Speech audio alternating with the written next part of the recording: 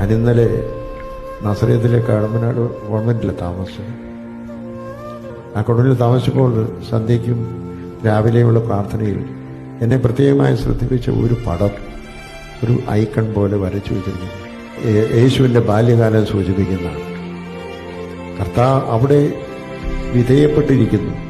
എങ്ങനെ വിധേയപ്പെട്ടിരിക്കുന്നു? ഔസേപ്പ് ഒരു തടി എടുത്തു വെച്ച് അത് ഒരു ചെറിയ വാളുകൊണ്ട് അറുത്തുകൊണ്ടിരിക്കുന്നതാണ് ആ പടത്തിൽ. കന്യമറിയാൻ അപ്പുറത്തിരുന്ന് നൂല് നോക്കുന്നതാണ്.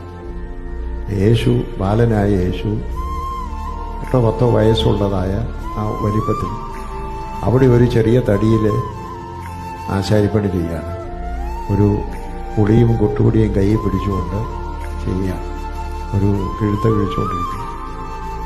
എനിക്ക് ആ പടം അല്ലെങ്കിൽ ആ ഐക്കൺ വളരെ സന്തോഷമായിട്ട് തോന്നി.